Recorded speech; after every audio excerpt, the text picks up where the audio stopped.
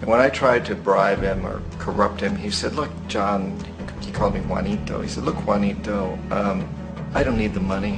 What I really need is for my country to be treated fairly. I need for the United States to repay the debts that you owe my people for all the destruction you've done here. I need to be in a position where I can help other Latin American countries win their independence and be free of this terrible presence from the north that you people are exploiting us so badly. I need to have the Panama Canal back in the hands of the Panamanian people. That's what I want. And so, leave me alone. Don't try to bribe me. It was 1981, and in May, Jaime Roldos was assassinated. And Omar was very aware of this. Torrijos got his family together and he said, I'm probably next, but it's okay because I've done what I came here to do. I've renegotiated the canal. The canal will now be in our hands. He just finished negotiating the treaty with Jimmy Carter. In June of that same year, just a couple of months later, he also went down in an airplane crash, which there's no question was executed by CIA-sponsored jackals. Tremendous amount of evidence that one of Torrijos' security guards handed him at the last moment as he was getting on the plane a tape recorder, a small tape recorder that contained a bomb.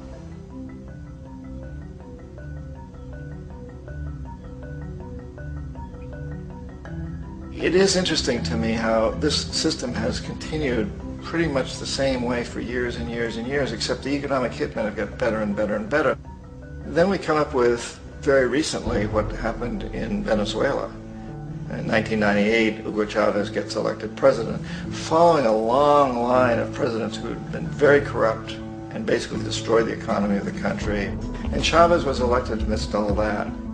Chavez stood up to the United States, and he's done it primarily demanding that Venezuelan oil be used to help the Venezuelan people. Well, we didn't like that in the United States. So in 2002, a coup was staged, which there's no question in my mind, and most other people's minds, that the CIA was behind that coup.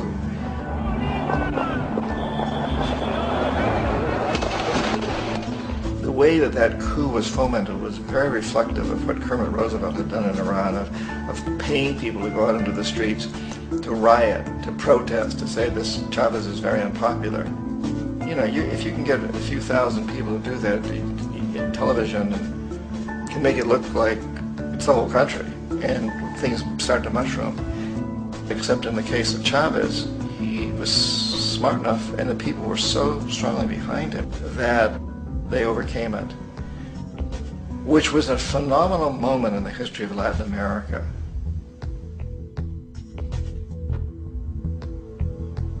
Iraq actually is a perfect example of the way the whole system works. So we economic hitmen are the first line of defense. We go in, we try to corrupt governments and get them to accept these huge loans, which we then use as leverage to basically own them.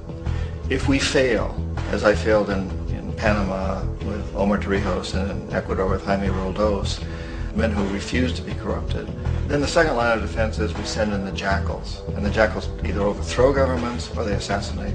And once that happens and a new government comes in, and boy, it's going to toe the line because the new president knows what will happen if he doesn't.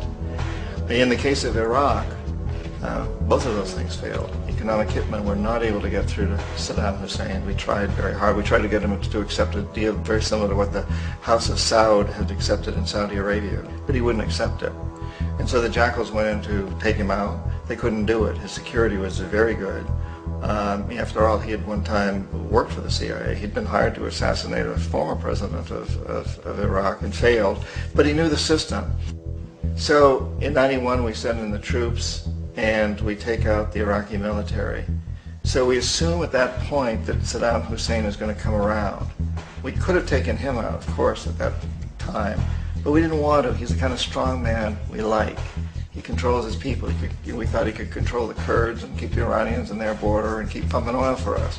And then once we took out his military, now he's going to come around. So the economic hitmen go back in the 90s without success. If they had had success, he'd still be running the country. We'd be selling him all the fighter jets he wants and everything else he wants. But they couldn't, they didn't have success. The Jackals couldn't take him out again, so we sent the military in once again, and this time we did the complete job and took him out, and in the process created for ourselves some very, very lucrative construction deals. We had to reconstruct a country that we'd essentially destroyed, which is a pretty good deal if you own construction companies, big ones. So, Iraq shows the three stages. The economic hitmen failed there, the Jackals failed there, and as a final measure, the military goes in. And in that way, we've really created an empire, but we've done it very, very subtly. It's clandestine. All the empires of the past were built on the military, and everybody knew they were building them. So the British knew they were building them, the French, the Germans, the Romans, the Greeks, and they were proud of it. And they always had some excuse, like spreading civilization, spreading some religion, something like that. But they knew they were doing it. We don't. The majority of the people in the United States have no idea that we're living off the benefits of a clandestine empire, that today there's more slavery in the world than ever before. And then you have to ask yourself, well, if it's an empire, then who's the emperor? Obviously, our presidents of the United States are not emperors. An emperor is someone who's not elected, doesn't serve a limited term, and doesn't report to anyone, essentially. So you can't classify our presidents that way. But we do have what I consider to be the equivalent of the emperor, and it's what I call the corporatocracy. The corporatocracy is this group of individuals who run our biggest corporations, and they really act as the emperor of this empire. They control our media, either through direct ownership or advertising. They control most of our politicians because they finance their campaigns, either through their corporations or through personal contributions that come out of the corporations. They're not elected, they don't serve a limited term, they don't report to anybody. And at the very top of the corporatocracy, you really can't tell whether a person's working for a private corporation or the government because they're always moving back and forth. So, you've got a guy who one moment is the president of a big construction company like Halliburton, and the next moment he's vice president of the United States, or the president who was in the oil business. And this is true whether you've got Democrats or Republicans in the office. You have to moving back and forth through the revolving door. And in a way, our government is invisible a lot of the time, and its policies are carried out by our corporations on one level or another.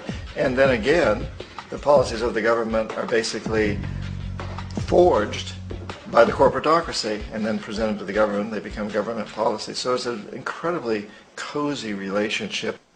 This isn't a conspiracy theory type of thing. These people don't have to get together and plot to do things. They all basically work under one primary assumption, and that is that they must maximize profits regardless of the social and environmental costs.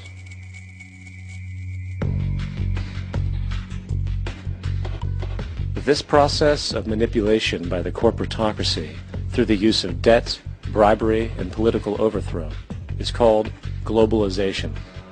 Just as the Federal Reserve keeps the American public in a position of indentured servitude through perpetual debt, inflation, and interest, the World Bank and IMF serve this role on a global scale. The basic scam is simple. Put a country in debt either by its own indiscretion or through corrupting the leader of that country, then impose conditionalities or structural adjustment policies, often consisting of the following. Currency devaluation. When the value of a currency drops, so does everything valued in it. This makes indigenous resources available to predator countries at a fraction of their worth. Large funding cuts for social programs. These usually include education and healthcare, compromising the well-being and integrity of the society, leaving the public vulnerable to exploitation. Privatization of state-owned enterprises. This means that socially important systems can be purchased and regulated by foreign corporations for profit. For example, in 1999, the World Bank insisted that the Bolivian government sell the public water system of its third largest city to a subsidy of the U.S. corporation Bechtel. As soon as this occurred, water bills for the already impoverished local residents skyrocketed. It wasn't until after a full-blown revolt by the people that the Bechtel contract was nullified. Then there's trade liberalization, or the opening up of the economy through removing any restrictions on foreign trade. This allows for a number of abusive economic manifestations, such as transnational corporations bringing in their own mass-produced products, undercutting the indigenous production and ruining local economies.